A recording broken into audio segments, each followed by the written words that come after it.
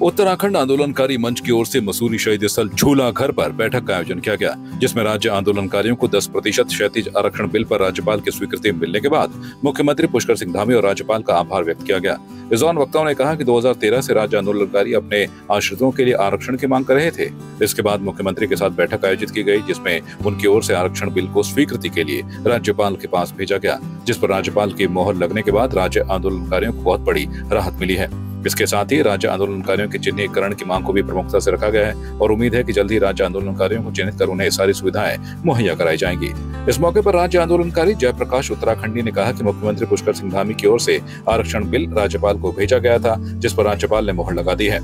आज जो है महामहिम राज्यपाल ने जो है धामी सरकार का जो बिल था भेजा हुआ था क्षैतिज आरक्षण का, राज्य आंदोलनकारियों को हॉरिजेंटल जो 10% आरक्षण है उस बिल को पास कर दिया है। इसलिए हम सब उत्तराखंड आंदोलनकारी और उत्तराखंड आंदोलनकारी संगठन माननीय मुख्यमंत्री और माननीय महामहिम राज्यपाल का आभार व्यक्त करते हैं और उनको धन्यवाद अदा करते हैं और उनको सैल्यूट करते हैं कि उन्होंने जो है राज्य आंदोलनकारियों की जो नौकरियों के रास्ते खोले हैं। लेकिन हमारा ये कहना भी है, इसके अंदर हम शासन से मांग करते हैं कि सरकार जो है पहले तो नौकरियां निकाले, आरक्षण देने से तो कुछ नहीं होगा ना। अगर नौकरियां नहीं है तो इस आरक्षण का कोई मतलब नहीं है। तो इसलिए हमारा राज्य सरकार से निवेदन है कि ये जो बिल आया है, जो पास हुआ है,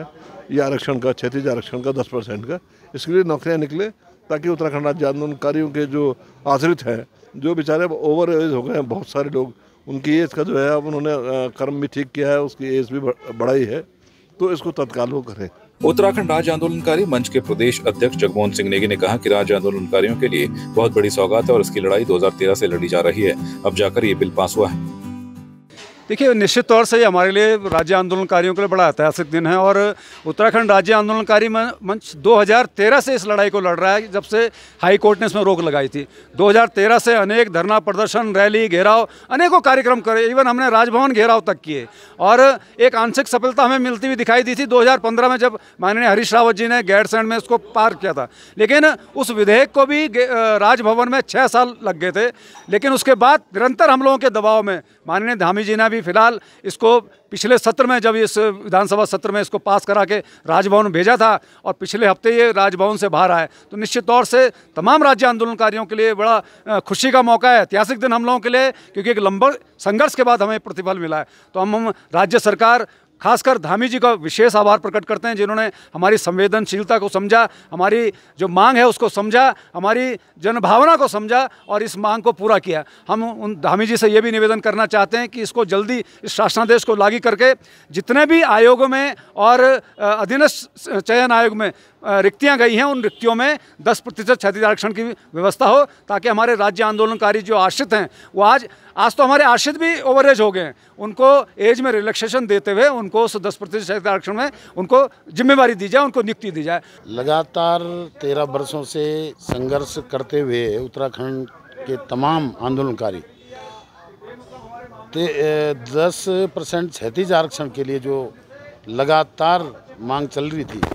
और उसके लिए धरना प्रदर्शन और कई तरह के संघर्ष करते आ रहे आंदोलनकारियों को 19 तारीख को राज्यपाल द्वारा क्षैतिज आरक्षण पर साइन किए गए और प्रदेश सरकार उसको तुरंत लागू करेगी। हमारा कहने का मतलब ये है कि इस प्रदेश को बहुत पहले ये सम्मान मिल जाना चाहिए था, परंतु देर आए दुरुस्त आए और सरकार का हम धन्यवाद करते हैं कि उन्होंने देर में किया। लेकिन इस 10% क्षैतिज आरक्षण को जो जनता के हित के लिए, प्रदेश के आश्रितों के लिए, जिन लोगों ने इस राज्य की लड़ाई को बखूबी से लड़ा और उनके उस संघर्ष को हम सलाम करते हुए अगर आज सरकार ने उनके आश्रितों को कुछ 10% क्षैतिज आरक्षण के माध्यम से सुविधा दी है, उसका धन्यवाद। मंच के जिला अध्यक्ष प्रदीप कुकरेती ने कहा कि इस बिल के पास होने से राज्य आंदोलनकारियों के आश्रितों को नौकरी में छूट दी जाएगी, साथ ही जिसमें उन्हें आयु में भी छूट का प्रावधान रखा गया है। देखिए, निश्चित रूप में जो बिल्कुल राज्य आंदोलन की जो पवित्र भूमि है, जो एक मैं कह सकता हूं कि जो घटना 2 सितंबर को यहाँ घटी थी, उसके बाद से जो एक आक्रोश पूरे प्रदेश के अंदर जो पैदा हो गया था, 1 तारीख को खटी में और 2 तारीख को मसूरी और फिर 2 अक्टूबर को वहाँ। आज मसूरी के पूरे हमारे जितने भी वरिष्ठ राज्य आंदोलनकारी हैं, उन सबका ये बड़प्पन था कि उन्होंने राज्य आंदोलनकारी मंच के हम लोगों को यहाँ पे इस बात के लिए अभिभूत मैं कह भी नहीं पा रहा हूँ कि वो उन्होंने मुझे इस बात के लिए कहा कि तुम लोग लगातार लगे रहे और उन्होंने एक तरह से हमें सम्मानित करने का जो यहाँ पे काम किया, मैं पहले तो उसके लिए धन्यवाद देता हूँ। उन शहीदों को याद करते हुए केवल मैं आप लोगों के माध्यम से कि चौथे स्तंभ ने जिस प्रकार से राज्य आंदोलनकारी भावनाओं को बराबर उठाते रहे, उस बात को सरकार ने संज्ञान लिया। तमाम सभी लोगों का जिसमें संघर्ष रहा, मातृशक्ति का, युवाओं का, तमाम लोगों के उस संघर्ष का परिणाम ये निकला कि जो 13 अगस्त 2010 को हमने जो 10% क्षैतिज आरक्षण लिया था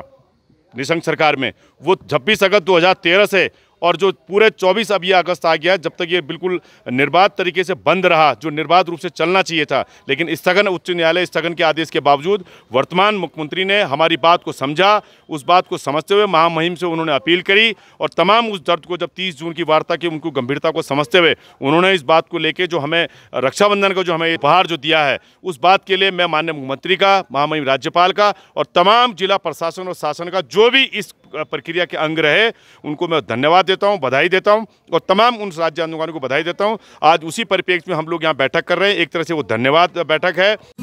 संवाद 365 के लिए मसूरी से राजवीर सिंह की रिपोर्ट। आपकी इस पर क्या राय है, हमें कमेंट कर जरूर बताएं। इसके साथ ही आप हमारे YouTube चैनल को सब्सक्राइब कीजिए। आप हमें Facebook, Instagram, Twitter और कू ऐप पर फॉलो भी कर सकते हैं और संवाद 365 के साथ एक क्लिक में जुड़ने के लिए डाउनलोड कीजिए संवाद 365 ऐप।